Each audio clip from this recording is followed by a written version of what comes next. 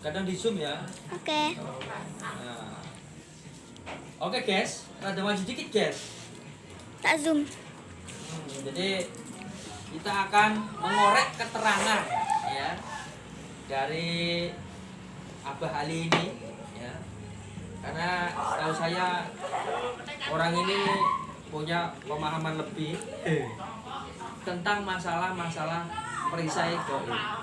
Supaya anak-anak murid saya itu ketika dia ingin melindungi dirinya, maksud tanda petik anak-anak saya ini baik yang masih sekolah maupun yang sudah lulus, bagaimana sih cara kita melindungi diri di tempat-tempat mungkin di perantauan di mana sedang bekerja gitu ya. Nah, kita dengarkan bersama dari Abah Halim. Monggo Pak. Ngomongan tenang ya, Bu. Ya kan caranya supaya kita Mbak Ali kan pernah merantau dulu kan. Nah, penjagaan dirinya tuh bagaimana supaya kita terhindar dari hal-hal seperti itu.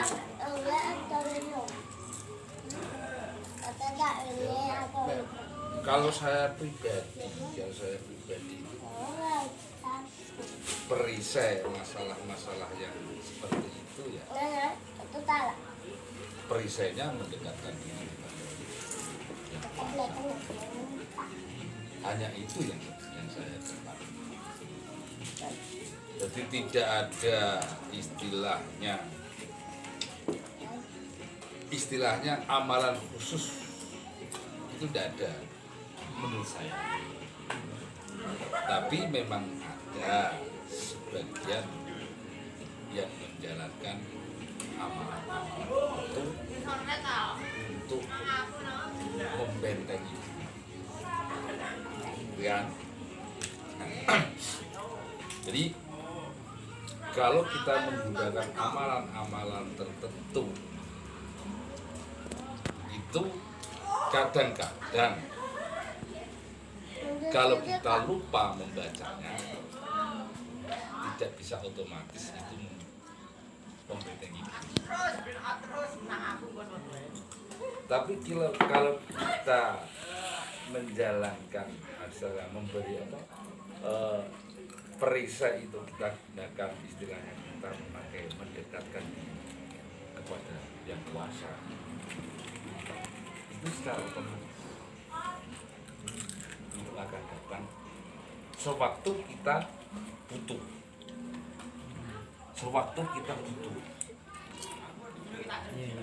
tapi tidak bisa kita memperlihatkan hal-hal tersebut kepada orang lain. Hanya kita pribadi kita sendiri sama Tuhan. Oke, berarti itu ya. Jadi kalau kita itu ingin perisai diri kita, yaitu mendekatkan diri, tentunya dengan cara masing-masing. Dan ini tidak perlu disampaikan kepada orang lain karena mungkin kondisinya kan berbeda ya, Pak. Ya. Dan itu adalah privasi ya, Pak ya. Privasi. Dan mungkin mekanisme untuk pendekatan diri kepada Tuhan itu ya, itu kan masing-masing orang berbeda ya, Pak. Nah, mekanismenya yang membedakan. Ada yang menggunakan amalan khusus, ada yang alami saja. Nah, cuma yang tadi kalau misalkan amalan khusus itu harus kontinu, Pak ya. Amalan khusus mestinya harus kontinu diamalkan sesuai dengan perintah. Nah, itu tadi. Jadi amalan khusus itu harus dilaksanakan kontinu dan itu perintah guru. Berarti ini tanda petik ada guru, harus ada guru ya. Ada guru dan dilangsungkan secara kontinu. Kalau misalkan lupa itu mungkin bisa jadi batal apa gimana ya, Pak? Bahasanya. Kalau kita lupa berarti kan tidak bisa istilahnya tidak bisa membentengi diri. Kadang-kadang kita lupa masalah. Nah, lain dengan amalan yang kita istilahnya apa ya? Kalau kita yang namanya amalan, berarti tujuan kita menjalankan amalan kan hanya menjalankan supaya kita dapat perisai. Itu istilahnya kalau dari segi tasawuf bukan suatu amalan yang merupakan ibadah kepada Tuhan, bukan amalan yang mendekatkan supaya kita dekat dengan Allah, kan enggak.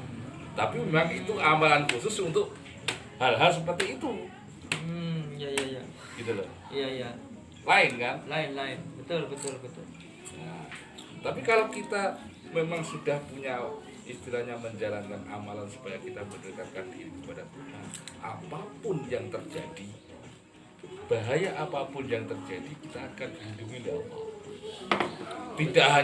Tidak hanya masalah istilahnya bangsa jin dan sebagainya, orang jahat pun kita akan dilindungi. Masalah bagaimana caranya Tuhan melindungi kita kan bukan urusan saya, tapi urusan Allah Subhanahu wa taala sendiri kan. Berbagai macam cara. Betul. Oke, jadi ini hal yang bagus. Bedakan antara ketika kita itu menjalankan sebuah amalan untuk motivasi penjagaan atau untuk hubungan horizontal, entah itu bangsa manusia, entah bangsa jin atau hewan, ya. Beda ketika kita itu menjalankan amalan seperti biasa yang tujuannya untuk lillah, ya, untuk Allah, seperti itu, mendekatkan diri. Nah, di sini ya, kalau kita itu memang amalannya hanya untuk mendekatkan diri, mendapatkan ridhonya Allah, maka secara otomatis kita akan terlindungi dari apapun yang hendak membahayakan kita. Begitu ya, Pak ya? Tetapi kalau misalnya kita itu hanya fokus untuk perisai, untuk pelindung dari orang jahat, untuk pelindung dari bangsa-bangsa seperti itu atas bahaya-bahaya yang menerima kita, maka itu orientasinya berarti kita orientasi horizontal, orientasi terhadap makhluk. Kadang-kadang itu orientasi ke Tuhannya Tidak ada. ya bisa jadi tidak ada, seperti itu. Nah ini jadi perhatikan ya, kalau kita mendekat sama Allah maka Allah melindungi kita. Tapi kalau misalkan kita itu hanya fokus pada horizontal untuk perisai, maka kadang-kadang kita lupa sama Allah. Dan apa yang terjadi ketika misalkan kita lupa untuk membentengi diri kita dan Allah jauh dari kita, dan itu repot. Nah ini makanya contoh sederhana, ini adalah pelindung daripada wajah saya terhadap kamera. Ketika saya pakai, kamera nggak bisa lihat saya. Terus gitu. Ketika saya lupa memakai ini, maka wajah saya kelihatan. Itu berarti orientasi seperti tadi. Ini horizontal sesama makhluk untuk perisai macam-macam. Ya, meskipun ini pun ketika saya pegang ini, saya membutuhkan ridho dari Allah agar saya bisa pegang dan menutupi. Kalau Allah nggak meridhoi, saya nggak bisa ngangkat ini. Begitu ya, Pak? Nah, ini jadi benar ketika orang mencari perisai meminta ridho Allah untuk melindungi diri kita dari pantulan cahaya dari wajah saya ke kamera. Tapi ketika kita lupa, ya, maka tidak dipakai. Bisa jadi berarti kamera melihat saya. Lain ketika misalkan kita berharap ridho Allah. Ya, apapun yang terjadi, kita pengen diselamatkan, maka apa yang mungkin kita inginkan atau apa yang akan menjadikan bahaya buat kita, Allah nanti yang tahu caranya. Seperti itu. Meskipun mungkin kalau misalkan saya ini nggak baik dilihat kamera, bisa jadi kamera nggak melihat saya. Wa'lam bisawab, ya. Jadi itu, ya. Oke, Mbak. Sekarang, Mbak, terkait masalah bicara dunia lain. Abah percaya kalau ada yang dunia gaib, Mbak? Harus percaya. Harus percaya, karena kita orang muslim, ya. Nah, ngomong-ngomong, Mbak, kira-kira bedanya dunia lain dengan dunia kita gimana, Mbak? Ya, masing-masing punya dunia. Manusia punya dunianya sendiri. Bangsa-bangsa jin juga punya dunianya sendiri. Selain dunia jin, dunia manusia ada lagi enggak? Ya, istilahnya dunia gaib itu kan dunia jin dan teman-temannya lah, Iya, dan namanya. macam-macam kan. Mereka punya dunia sendiri, kita juga punya dunia sendiri. Nah, mungkin gini, Mbak. Mungkin salah satu fenomena yang terjadi ketika ada orang kerasukan atau orang yang menggunakan ilmu sihir atau santet, itu kan memaksakan diri atau suatu fenomena di mana ada percampuran antara dunia kita dan dunia mereka. Nah, itu kan ya. Itu gimana, Mbak? Fenomena itu. Bangsa jin itu juga tidak mau mengganggu bangsa manusia. bangsa manusia juga tidak mau, juga aslinya juga tidak mau menggali Pancasila. Nah, kalau ada saling ada pertentangan, saling mengganggu, ini mesti ada campur tangan orang lain. Ada campur tangan karena manusia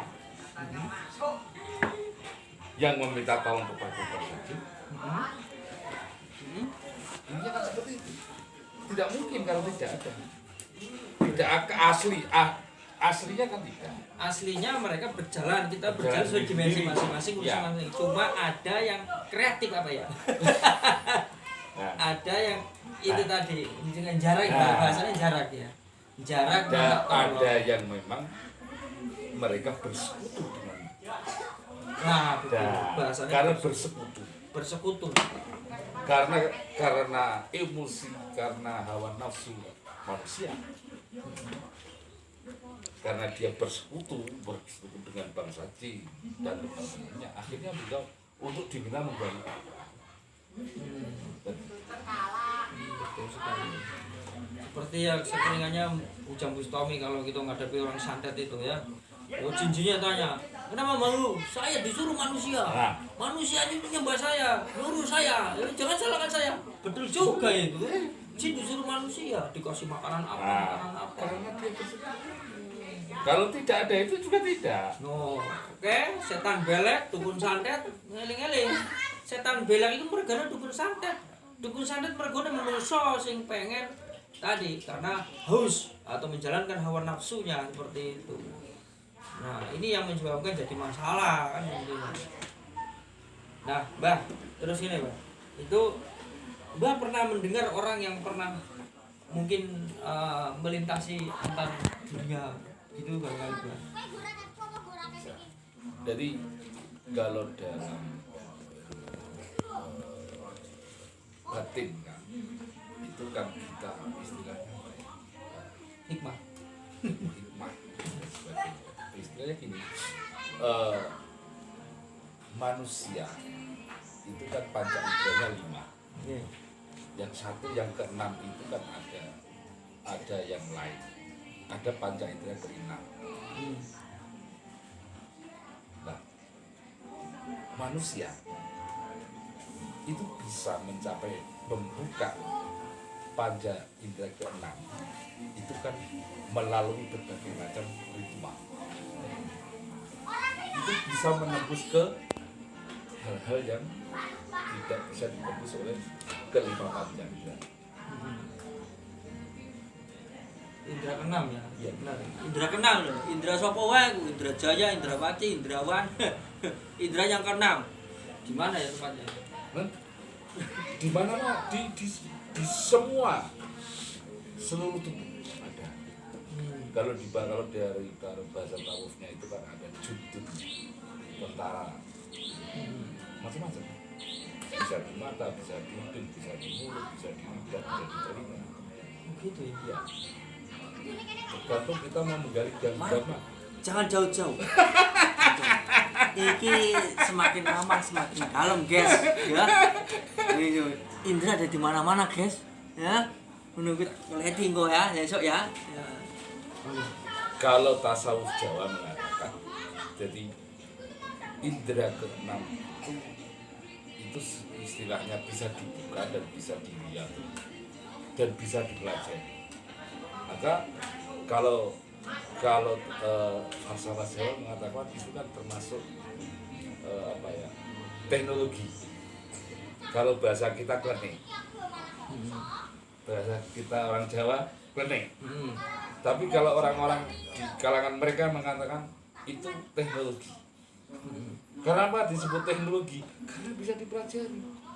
Yang namanya teknologi itu bisa dipelajari dan bisa masuk akal. Tapi yang namanya teknologi tidak semua orang bisa mempelajari.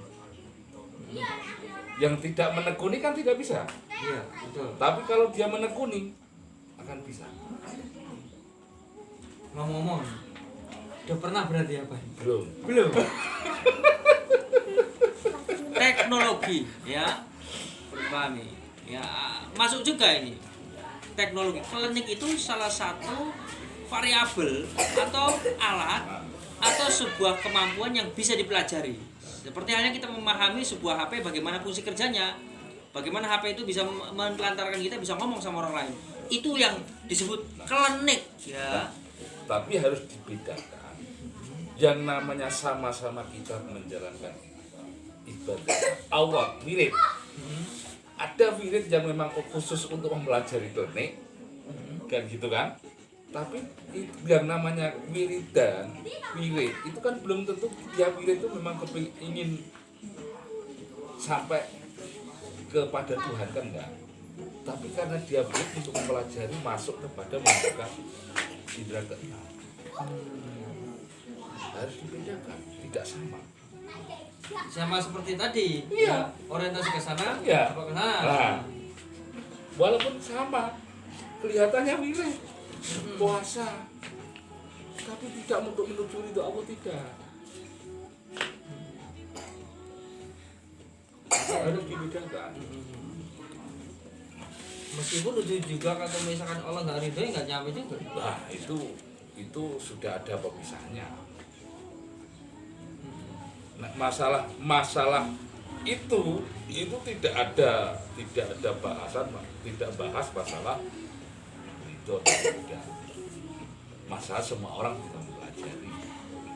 Orang Islam bisa mempelajari, orang non Islam juga bisa mempelajari. Orang tidak ahli ibadah juga bisa mempelajari. Kan kalau hanya orang yang mendekatkan diri saja yang bisa mempelajari, orang non muslim nggak bisa. Nyatanya kan tidak. Orang tidak percaya sama Tuhan aja bisa menjalankan seperti itu. Punya kehebatan dan lain sebagainya. Ini lain. Tapi kalau orang-orang yang khusus memang dia bertujuan untuk mendekatkan diri kepada Tuhan, hal-hal seperti itu akan muncul dengan sendirinya. Tidak usah dicari. Masuk guys ya, orientasi pada Allah, kau akan dapat semuanya. Jadi ini suatu hal yang menarik ya, perlu diketahui. Jadi Allah itu Ar-Rahman, sifatnya memberi kepada siapapun itu, baik dia orang taat, baik tidak, baik muslim atau bukan. Ketika dia itu melakukan sesuatu, mempelajari dengan tekun, maka kun fayakun, dia akan mendapatkannya ya. Sehingga Pak, orang jahat, orang muslim ya, atau siapapun ya, orang yang tidak pernah ibadah, orang yang taat beribadah, semuanya saja ya, orang baik, orang jahat, kalau dia melakukan sesuatu sesuai dengan ketentuan itu untuk mencapai sesuatu ya, maka dia akan mencapainya. Nah, ini.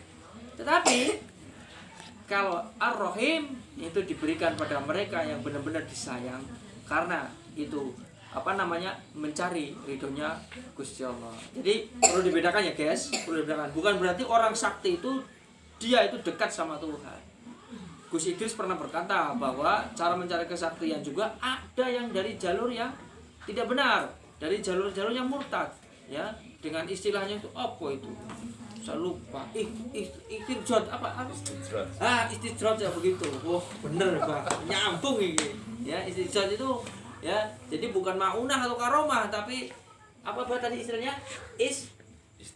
Istidroj. Ya, seperti itu. Makanya juga jangan heran ketika ada orang-orang sakti tapi dia jauh dari agama. Orang-orang sakti dia itu murtad, ya. Orang-orang sakti dia malah jauh dari Tuhan, karena memang Tuhan itu memberi Ar-Rahman kepada siapapun, termasuk orang-orang tuh. Kenapa orang misalkan dia tuh mungkin ibadahnya kurang, atau dia itu murtad atau bagaimana, dia kok sugih, kaya raya? Ya karena memang itu dia melakukan ketentuannya. Ketika suka menabung, ketika dia itu pandai berjualan, dia akan mendapatkan semuanya. Bukan berarti kalau misalnya itu dia itu hanya orang-orang ya, mungkin Pak Ustadz, Pak Kiai yang kaya raya begitu ya, karena mungkin Allah memberikan banyak uang. Tidak, beda ya. Coba ya, beda seperti itu. Jadi ketika Anda ini mungkin belum kaya, bukan berarti Allah itu nggak sayang, bukan berarti Anda itu jauh dari Tuhan. Bisa jadi karena sayangnya Allah kepada kita, itu kan. Anda berada di posisi itu, seperti itu ya. Tapi ketika Anda menginginkan sesuatu dan itu menjalankan dengan tekun sesuai dengan ketentuan, misalnya entah berdagang, entah rajin bekerja, ya, entah rajin belajar, ya, nanti kau akan dapatkan itu, ya. Seperti yang tadi dikatakan, kita ingin membuat perisai diri kita, menjalankan sesuai ketentuan, kita akan dapatkan itu. Tapi alangkah baiknya kalau bisa semuanya itu kita itu minta diridhoi Allah dan juga kita akan mendapatkan semuanya, seperti itu ya. Karena kan kita kan berdoa selalu Rabbana atina fid dunya hasanah, di dunia ya hasan, akhirat ya hasan gitu. Jadi ini sugih ning akhirat ya sugih, ini sugih duit, sugih anak, sugih bojo ya. Oh ning akhirat ya padha sugih. Selamat. Wah, gimana?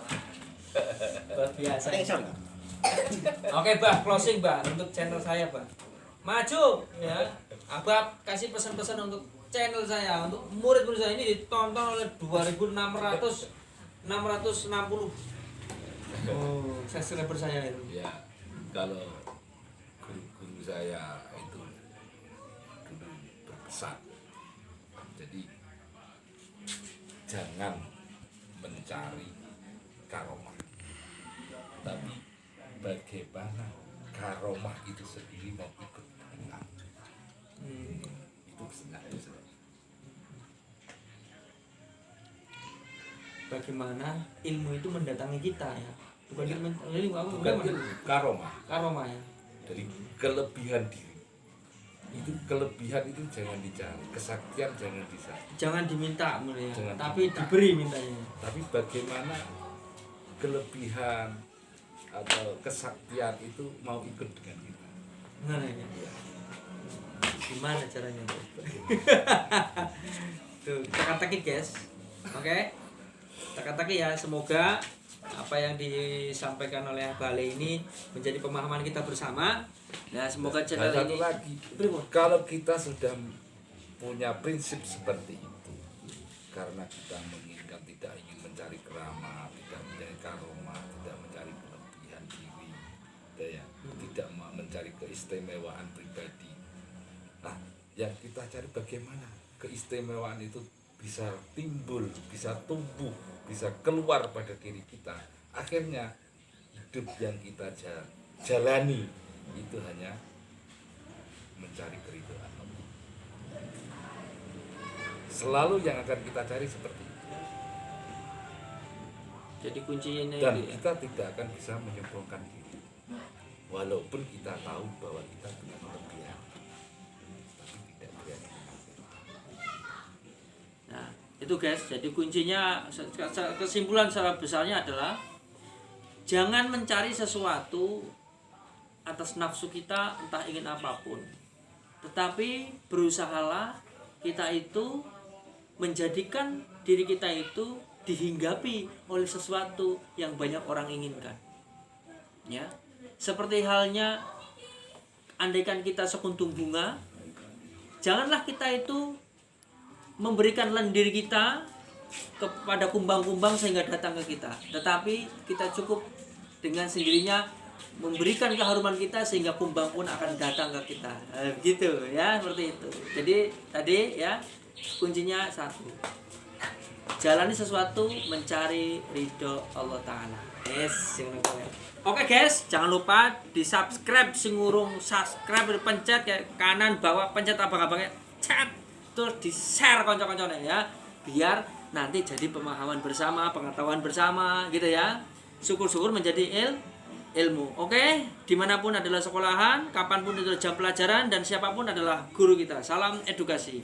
Assalamualaikum warahmatullahi wabarakatuh. Mati.